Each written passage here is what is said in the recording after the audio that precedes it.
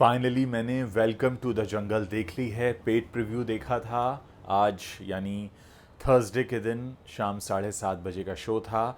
इस फिल्म को देखने जब मैं अंदर घुस रहा था तो मेरे दिमाग में कई तरह के सवाल थे, और वो बहुत सारे सवाल जो थे उनके जवाब मिलने शुरू हुए।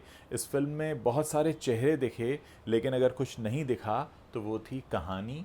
और वो था एक ऐसा कंटेंट जो हमें सिनेमा से बांधता है। एक छोटा सा एग्जांपल आपको दूंगा। इस फिल्म का जब इंटरवल होता है और आप उठकर खड़े होते हैं पॉपकॉर्न लाने के लिए, समोसे लाने के लिए या फ्रेश रूम जाने के लिए, उसी वक्त अक्षय पाजी आते हैं और वो कहते हैं कि अगर आप पॉपकॉर्न खाने जा रहे हैं, समोसे खाने जा रहे हैं, तो प्लीज़ रुक जाइए, हम आपको अभी इंटरवल में गाना दिखाने वाले हैं। असल में ये गाना हमने शूट कर लिया था दिशा पटानी के साथ, और क्योंकि फिल्म में कोई सिचुएशन नहीं थी इसलिए हम उस गाने को आपको इंटरवल में दिखा रहे हैं।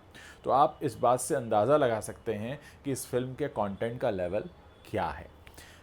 विद्यु दारा सिंह हैं इसमें, उनको लेकर एक डायलॉग है उनकी रियल लाइफ पर कि खुद को क्या दारा सिंह की औलाद समझता, समथिंग इस तरह का। अक्षय और रवीना हैं, सब जानते हैं अक्षय और रवीना का एक रियल लाइफ लव स्टोरी भी रही है, और उसमें सालों का गैप रहा है, बहुत साल पुरानी बात है, तो उसको लेकर भी डायलॉग बाजी है। और कुल मिला के दलेर पाजी हैं इसमें, किकू शारदा और कृष्णा हैं। अब किकू शारदा और कृष्णा को मैं समझ सकता हूँ, वो छोटे पर्दे पर आते रहे, उनके लिए क्रेज़ होता है हमेशा बड़े पर्दे पर आना, लेकिन बहुत सारे चेहरों को देखकर आपको ये पता ही नहीं चलेगा कि इन लोगों ने इस फिल्म में काम क्यों किया है। परेश रावल हैं, राजपाल यादव हैं, जॉनी लीवर हैं, और यशपाल हैं, बहुत सारे लोग हैं। और आप ये सोचते हैं कि यार ये लोग इस फिल्म में कर क्या रहे हैं, क्योंकि किसी को 1.5 किसी को 2.5 डायलॉग मिला है। दिशा पटानी भी है इस फिल्म में, जैकलीन फर्नांडिस भी हैं, और वो एक डायलॉग आता है रवीना टंडन को देखकर, जॉनी लीवर शायद बोलते हैं कि ये बहुत पुरानी चावल है। मतलब एक्चुअली पता है, कुछ ऐसी सिचुएशंस क्रिएट की गई हैं जिससे आपको हंसी आए। कहानी नहीं है, इतने सारे लोगों को लिया था तो एक राइटर भी लिया जा सकता था, लेकिन राइटर नहीं लिया गया। लेकिन आई एम श्योर ये फिल्म एक बहुत बड़ी सुपरहिट डिक्लेयर होगी नंबर्स में। मैं भी जिस शो में बैठा हुआ था, क्योंकि वो पेड प्रीव्यू था, उसके टिकट्स कुछ अराउंड 360-380 की रेंज में थे। वो हॉल भी 60-70% भरा हुआ था। पास के ही थिएटर में जो टिकट प्राइसेस थे वो 1130 रुपये तक गए हैं। कल से एक लॉन्ग वीकेंड शुरू हो रहा है और बहुत सारे लोग हो सकता है इस फिल्म को देखने जाएं बिकॉज ऑफ स्टार कास्ट, क्योंकि हमारे फिल्म इंडस्ट्री में एक क्रेज़ होता है स्टार्स को लेकर, इसलिए बहुत सारे चेहरे हैं। लेकिन मेरा हर उस चेहरे से सवाल ये है कि आपने ये फिल्म क्या देख कर साइन की है। मतलब आपको बता दिया गया कि इसमें इतने चेहरे हैं और आपने हाँ कर दिया, नहीं आपने कहानी तो पूछी भी होगी, कहानी इसकी बताई भी नहीं जा सकती।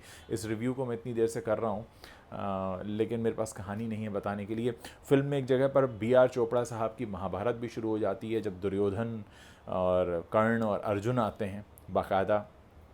तो कुल मिलाकर बहुत सारे मसाले इसमें डालने की कोशिश की गई है, लेकिन एक जो धागा होता है जो पिरोता है पूरी फिल्म को, जिसको कहानी कहते हैं, वो नहीं है, और वहाँ पर फिल्म बहुत कमज़ोर है। और अगर किसी फिल्म में बहुत सारे चेहरे हों, कुछ सिचुएशंस हों जो आपको हंसाएं, जिसमें कुछ रियल लाइफ उनकी बातों से कनेक्ट करते हुए आपको हंसाने की कोशिश की गई है, तो आपके मन में हमेशा एक सवाल रह जाता है कि यार इतना कुछ किया था तो थोड़ा सा आप इसमें कहानी भी ले लेते हैं। और जितने भी इंडस्ट्री के कहानी लिखने वाले हैं, जो लेखक हैं, स्क्रिप्ट्स लिखने वाले हैं, डायलॉग्स लिखने वाले हैं, उन्हें ये लगेगा कि यार इससे अच्छी कहानियाँ तो हमारे पास में हैं, और ये बिना कहानी की फ़िल्म बना दी है। तो मतलब एक तरह से मैं कहूँगा कि अगर आपको बिना कहानी वाली फ़िल्में पसंद हैं, ब्रेनलेस कॉमेडी हम जिसको कहते हैं, जहाँ पे आप दम दिमाग बिल्कुल नहीं लगाते हैं और जहाँ जो हो रहा है बस आप हंस रहे हैं, मतलब ऐसे सवाल तो बहुत सारे हैं। इस फिल्म में दिखाया गया है कि फिल्म के अंदर एक फ़िल्म बन रही है, जो फिल्म बनाई जा रही है इसलिए ताकि उनको बहुत सारा घाटा हो, और उसमें उनके पास हथियार हैं जो नकली हैं, लेकिन फिर जब रियल टेररिस्ट आते हैं तो वही हथियार असली हो जाते हैं। उसी गोली से पहले कोई मर नहीं रहा था, फिर अचानक लोग मरने भी शुरू हो जाते हैं। मतलब क्या हो रहा है कुछ पता नहीं है, मतलब कुछ भी हो रहा है। और अक्सर ऐसा सिनेमा देखकर मन में बहुत सवाल उठता है कि यार इतना पैसा ये लोग लगाते हैं, एक बार बैठकर कोई स्क्रिप्ट लिख लेते, कहानी लिख लेते, लोगों को जोड़ लेते। अभी हमने पिछले दिनों कुछ अच्छी फिल्में भी देखी हैं। मैं नाम लेना चाहूँगा गवर्नर का, मैं नाम लेना चाहूँगा मैं वापस आऊँगा का। इनफैक्ट पिछले और हम थोड़ा पीछे जाएं तो मुझे पेडी, और इसके अलावा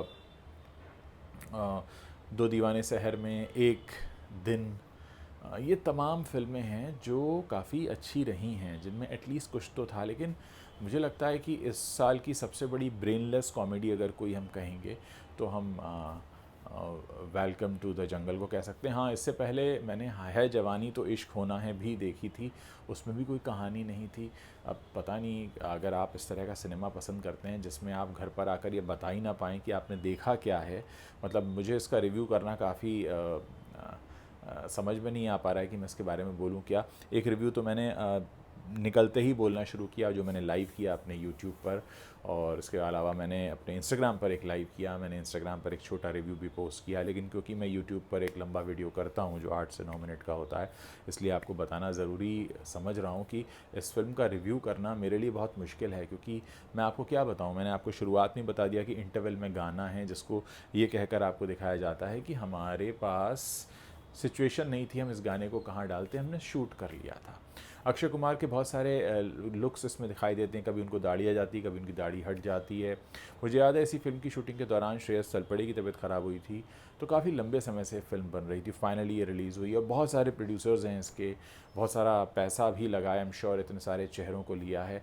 अब इतने सारे चेहरों को ले रहे थे, बजट अच्छा था, तो एक कहानी भी लिखवा लेते किसी से, लेकिन कहानी नहीं है, और वो बात आपको बहुत ज़्यादा हैरान करती है। और फिर कहीं ना कहीं जो हम बात करते हैं, अभी हमने पिछले दिनों एक रिपोर्ट मैंने बनाई थी जिसमें मैंने कहा था कि पिछले 6 महीने में 31% की हिस्सेदारी हिंदी फिल्मों की रही है फिल्मों से होने वाली कुल कमाई में, और तेलुगु फिल्म इंडस्ट्री काफ़ी आगे चल रही है। और उस सब के बीच एक हिंदी फिल्म आती है जो बिना कहानी की है, और उसमें इतने बड़े स्टार्स हैं। देखिए, बड़े स्टार्स होने का मतलब ये होता है कि बड़े स्टार ऐसी सिनेमा को सपोर्ट करते हैं, वो ऐसी फिल्मों में काम करने के लिए तैयार हो जाते हैं। ज़ाहिर है पैसा मिलेगा तो तैयार होंगे, लेकिन आप सोचिए ना, जिस इंडस्ट्री में इरफान खान, नवाजुद्दीन सिद्दीकी, मनोज वाजपेयी, और पहले पीछे जाएं तो नसीर साहब, फारूक शेख, ओमपुरी जैसे कलाकार रहे हैं, अमोल पालेकर जैसे, वो इंडस्ट्री आज कहाँ खड़ी है कि पहले से ही तय होता है कि हम कोई कहानी नहीं रखेंगे, हम ब्रेनलेस कॉमेडी बनाएंगे, और बस लोग कुछ